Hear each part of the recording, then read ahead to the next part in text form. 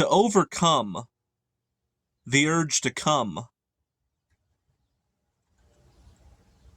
is unscrupulously unbecoming, isn't it? You can try, but if you're like me, the Matrix will punish you for your rebellion, and it'll give you insomnia and irritability to the point where you'll be trying to get some sleep at night, and you'll be tossing and turning with nothing but pornographic images flashing through your mind. And you say, not today, Satan. Maybe Monday, Tuesday, Wednesday, Thursday, Friday, but Saturday, there's going to be so much congestion in your generative area that you're going to want to relieve yourself, not just for the pleasure of it, but to get rid of the pain that it's inflicting on you psychologically and the sensation of blue balls, which is very painful for a man. Maybe they call it masturbation because it is the master of all bait. I am not providing moral prescription in this video, but in the most humble way possible, for food for thought, I am putting human nature up for interrogation and trying to implore you to understand, as I am starting to understand, that the simulation has an agenda. So, when it comes to the bestowal of pleasure, what we call animalistic instincts are impersonal. It has nothing to do with your spiritual well-being. It mostly has to do with the perpetuation of the species. So what do I mean by that? Well, let's take libido, for instance. When one engages in sexual proclivities, they experience a large modicum of pleasure. So they might make the argument that, well, nature can't be bad because we are being endowed with something that feels so benevolent. So how can we say that there's malevolency behind the benevolence? Well, think about it this way. The most pleasurable thing, so we're told, is the human orgasm. But why would the human orgasm be so pleasurable? Well, it's pleasurable because that act is the assurance of the continuation of the mayhem. Because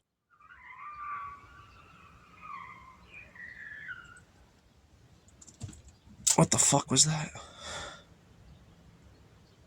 I tell you what, I said is a continuation to ensure the mayhem when somebody has an orgasm. And then somebody, I saw them out my window right now, did a donut in the highway and drove off. Oftentimes it's peace and quiet, but as soon as I start speaking and I say something that I consider to be a key note, weird shit starts to happen in my environment. The human orgasm is the assurance of the continuation of the mayhem. That got quite a reaction, didn't it?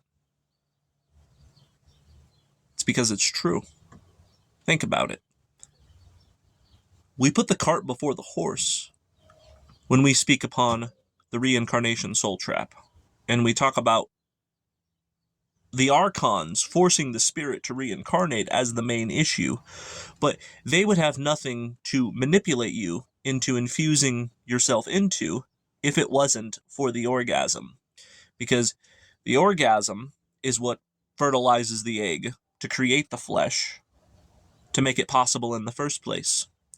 So maybe if we want to be anti-reincarnation soul trap, we ought to be anti-orgasm. But it's the hardest thing to overcome because it is the most pleasurable thing.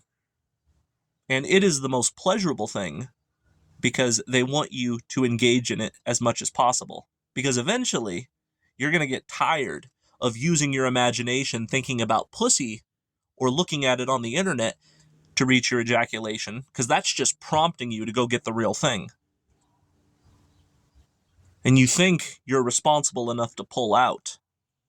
And maybe you are once or twice. But eventually, you're going to fuck up. You know, I'm the result of a broken condom after all.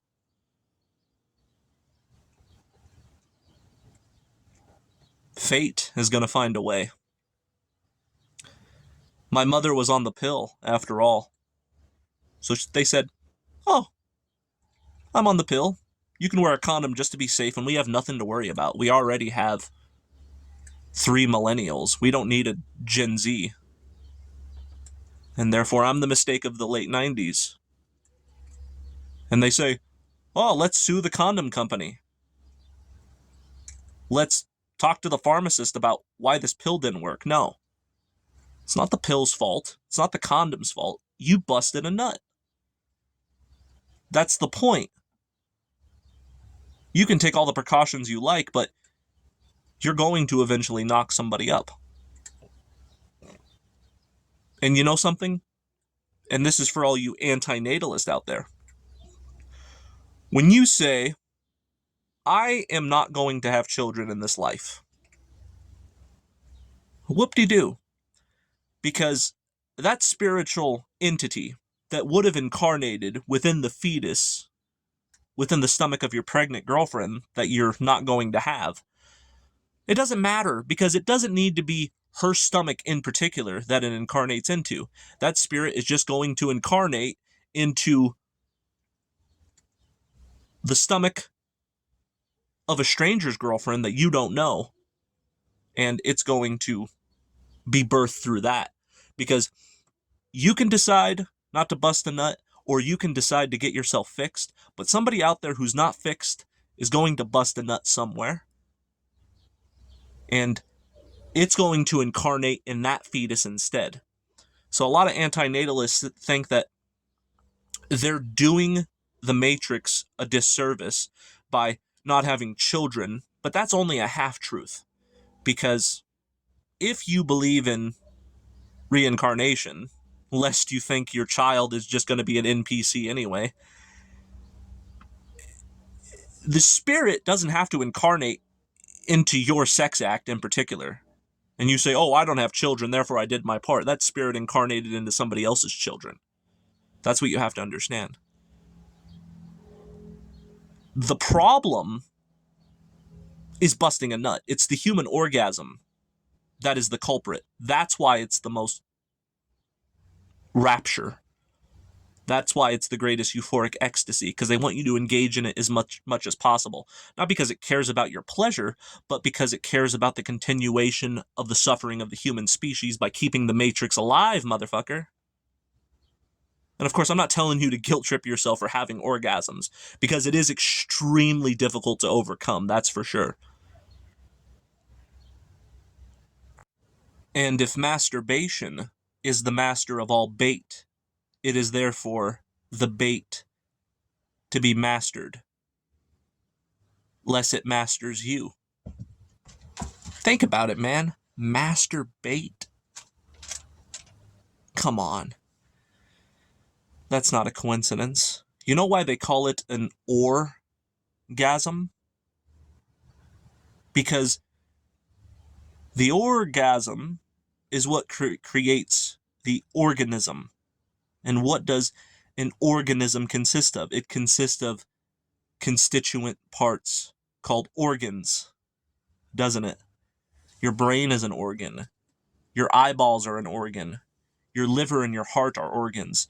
So the orgasm created the organs, and all of its constituent parts created the organism. Also, you hear the word aura in the word orgasm. What is your aura? It is your energetic body. So, when you have an orgasm, you're having essentially a spasm in your sacral chakra, which is the energetic center that corresponds with the genitals. And when you're feeling that spasm, you're basically losing a section of your aura. Basically, orgasms damage the aura, which is your life force energy, more so than anything else. That's why in occultism they referred to the orgasm as the miniature death, which is a minuscule decease. A part of you dies every time you have an orgasm because you lose a part of your aura. That feeling of release, when you feel that pressure in your genitals that made you horny in the first place, and then you feel that congestion being relieved, what you're actually losing is a small piece of your aura. And it lowers your vibration. Have you ever noticed, like, as a man, you'll have strong vitality, but as soon as you bust a nut, you feel kind of lethargic and apathetic, and you just want to roll over and go to sleep, and you start to become lazy and unmotivated? This is the reason why. The orgasm is so powerful that your emission is going to create an organism, which is a constituent of many parts of organs. Therefore, it has to be infused with some sort of a life force to make the fertilization possible. So you lose a part of your aura through the orgasm, and you die a little bit each time. And the Matrix punishes you if you try to rebel against this by giving you blue balls. You will notice that if you elect from this moment forward to be celibate and never engage in any type of self-pleasure or sexual activity, you will be extremely afflicted. So how can we say it's benevolent if you decide with your own free will that I want no part of it, and you are going to suffer more profoundly than the pleasure that you obtain from it? What does that tell you? It means it has nothing to do with you. What it has to do with is the assurance of the permanence of suffering by creating the flesh to incarnate into it in the first place through your emissions that you love so much. So I was watching various YouTube content creators talking about their 500-day plus streak on semen retention. Some have referred to it as Nofap. And they talk about all of these benefits that they receive. They say they only require 4 hours of sleep, and everywhere they go, their energy is so potent that the law of attraction brings all kinds of wonderful things into their life. And women, which they refer to as semen leeches, are feeling this strong sexual energy that they're not releasing, and they're doing everything in their power to basically bend over backwards to try to sleep with them. And then I thought, me on the other hand, I'm the opposite. I have regular emissions, as most men do. So I thought, as an experiment, I am going to abstain from any type of a release. I'm on day 7, and it is more difficult than giving up nicotine. It is more difficult than giving up alcohol, in my opinion. And I feel incredibly afflicted by this. I have insomnia. I feel aggravated and angry. And the reason why we suffer when we deny ourselves the greatest pleasures is because the Matrix is essentially penalizing you with negative sensations to try to force you against your will to release. It needs you to release because it wants to bring more slaves into this realm. Think about it this way. Every time you ejaculate, that is a child being born. And if you're ejaculating multiple times a day, 7 days a week, you're essentially bringing all types of sentience into this world because the intention was to go inside of a vagina to fertilize the egg. When you're jerking off, what do you think this is? This is mimicking what a vagina is. This is not evidence that this place cares about you because it gives you large amounts of pleasure. I've noticed that this world is so fucked up that the things that give us the most pleasure also provide the most pain.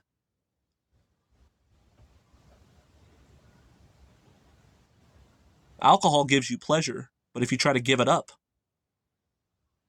you're going to crave and you're going to have withdrawal symptoms and you are going to be afflicted. Same with caffeine, same with nicotine, same with ejaculation.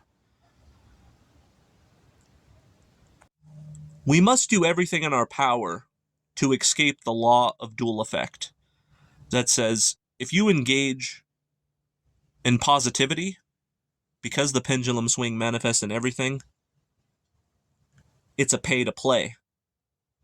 And then you're going to feel something negative.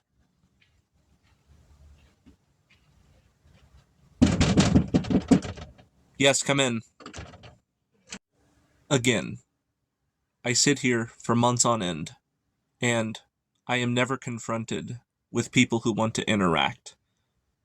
But knock knock, people doing donuts on the highway, it's no coincidence. You're just going to have to take my word for it. Because only I would know that I sit my sweet ass right here.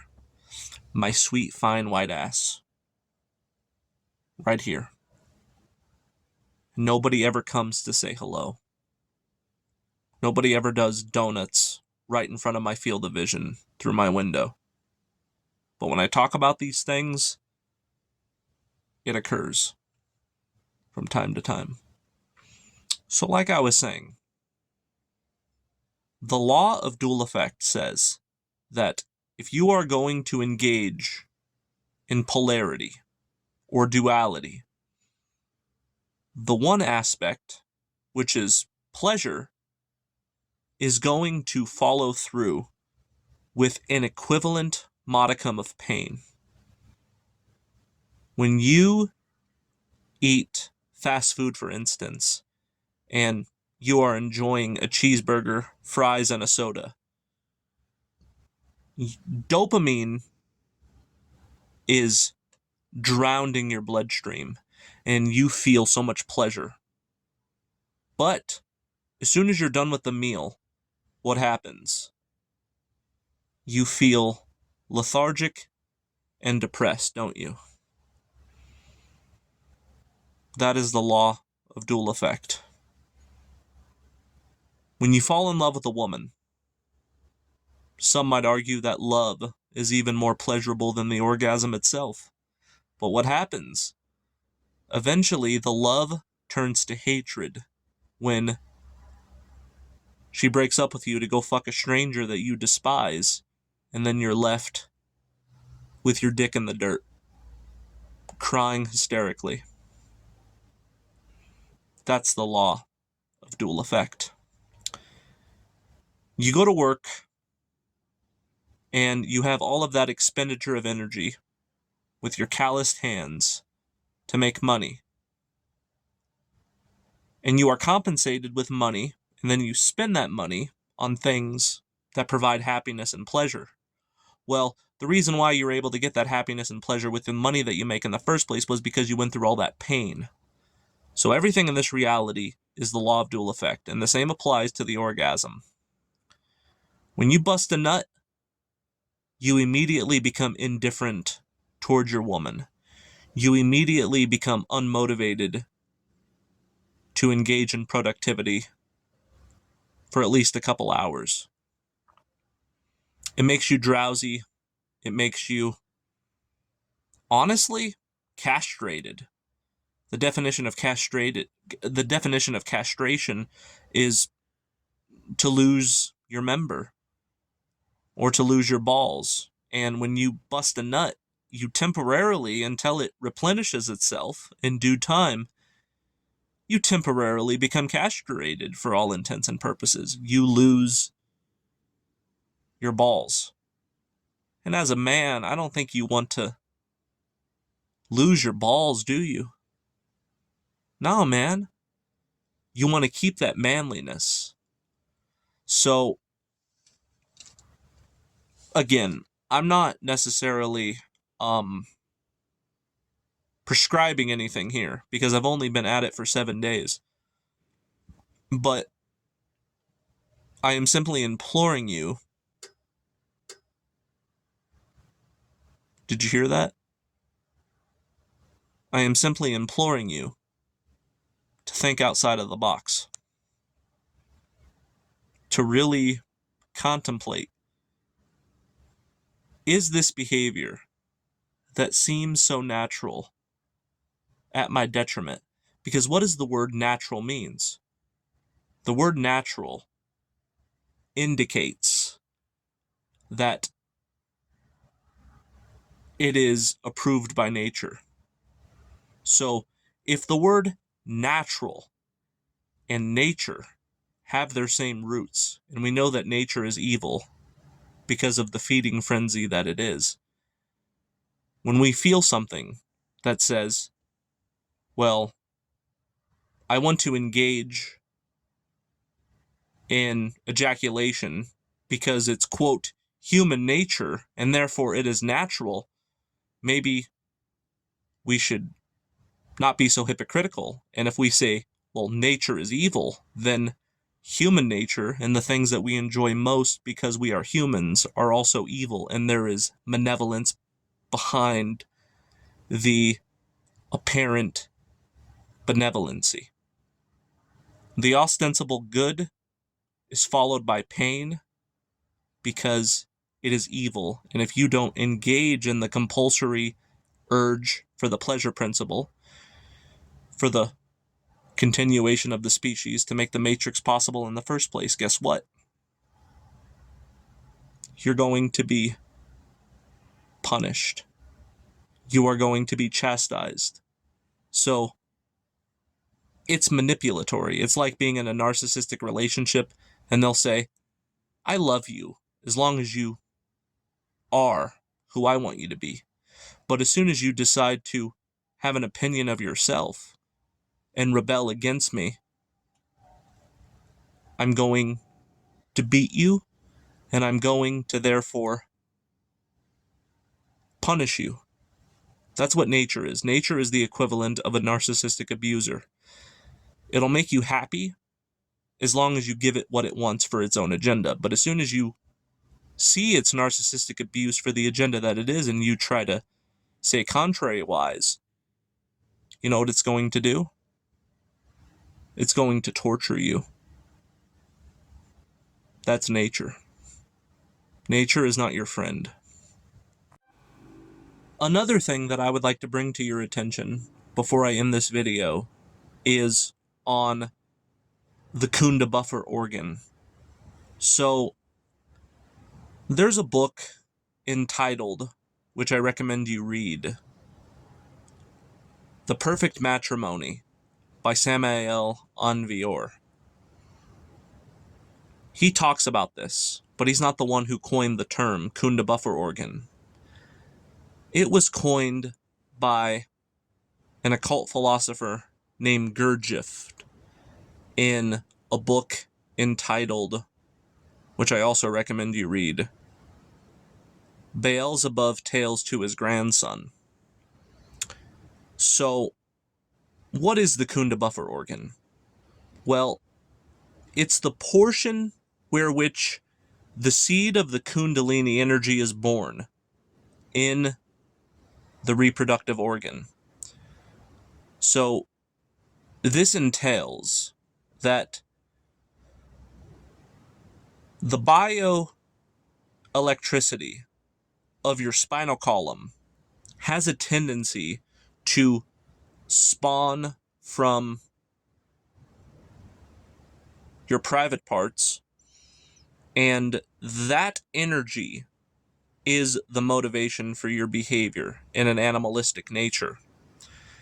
And when you don't engage in the Kunda buffer organ, or the tail of Satan, as it's also referred to, the energy eventually, as it starts to congregate, and you continue to reject it, and it becomes harder as more of this, in layman terms, the Kunda buffer is essentially the feeling of blue balls. All blue balls has nothing to do with the testicles, actually. What that sensation is when you feel that energy congesting in your growing is actually the biochemistry of your Kundalini congregating where it spawns, which is at the base of your spine, your ass crack, your pubic region. That energy is called Kunda buffer. And if you don't engage in that by ejaculation, because when you're ejaculating, you're putting a lot of emphasis on that region, and therefore all of the energy that could otherwise go to your third eye or your heart chakra to give you feelings of love, happiness, and inspiration, or downloads in your third eye, that energy is being held at the same region of your bowels. I mean, when we think of your asshole and your cock, we would consider this an unsanitary area, but that's where the majority of your energy is, as well as mine as of right now. Because right now, as I speak, I can tell you it feels like there is a cinder block on my penis, and it's causing me a lot of strife. But what they say in the semen retention community is that the Kunda buffer organ, you essentially have to slay the dragon. And eventually what happens is this energy in the below the belt region will go up your spinal column, and it will cause a Kundalini awakening, and it will activate your third eye, and you will have all sorts of energy and feelings of happiness and well-being. But in theory, the reason why we are depressed and we have lack of energy and we need to sleep 10 hours a day is because we're constantly expelling our vital life force from our energetic body through orgasm. We're losing our aura. So what they suggest doing is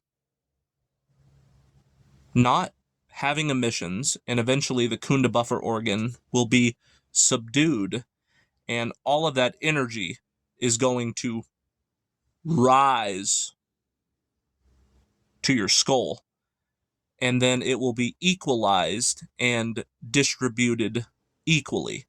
Because imagine you're laying in bed naked, and you have a brick as a representation of your life force energy, and all of these bricks are laying on your genitals. and there's only one brick on your third eye, one brick on your heart chakra, but there's a dozen bricks on your vagina or on your penis. And they're saying that this unbalance is what causes our animalistic inclinations to begin with. And by you not engaging in it, in due time, what will happen is these bricks will leave your genitals and they will go to the more higher centers. So rather than operating from the lower chakras like your average human animal, they will go to higher inspirational things. You know, Muhammad Ali, who is arguably the greatest boxer of all time, he contributed, God damn it, why can't I say that word? He contributed his success with the fact that he never had an emission. Now, if Muhammad Ali is telling you that, and Nikola Tesla is telling you that, then there's definitely something to it. Because that is your creative force. That is your genius. And when you're constantly having your intelligence and your genius on a spiritual level leaving through your genitals, what's happening is you are losing the aspect of yourself which could have otherwise accumulated elsewhere had you not ejaculated into something like art or philosophical genius. So it's something to think about. Because of my video entitled I Love Boobs Because I Am Spiritual, you might conclude that I am being a hypocrite right now. But I want you to understand that I am evolving. I am having different viewpoints because who I am right now is not who I was several months ago. I want you to understand that I'm not perfect, and sometimes I do contradict myself, but that's only because I'm honest, and if I realize that I'm wrong on a particular subject, I am going to speak out against myself. So many content creators spend all of their time speaking out against other content creators and other human beings on this plane, but they never, in future tense, 6 months later, speak out on themselves for something that they said or they did several months ago. And because I'm honest and I care about the truth, I am bringing another aspect of myself that is coming from a place of a more evolved nature to you at this time. And I hope you don't stagnate, and I hope you have full responsibility for the law of cause and effect. Because the law of cause and effect says everything that's happening in your life right now is a result of every single cause that you've put forward. And there are billions of causes that you've put forward to create the effect that you call the condition of what you feel right now. And you must take responsibility for your condition, and rather than blaming others, you must say, what am I doing that's causing my hardship? And if I had to blame myself for my hardship, it is because I have perverted tendencies that I justified, but now I am seeking to rectify them. And that's all. I am ascending. I am evolving. What you hear in these videos as a 26-year-old man is not going to bear comparison to the videos that you watch several years from now when I'm in my 30s. It's not a contradiction. It's evolution. And I hope you understand that.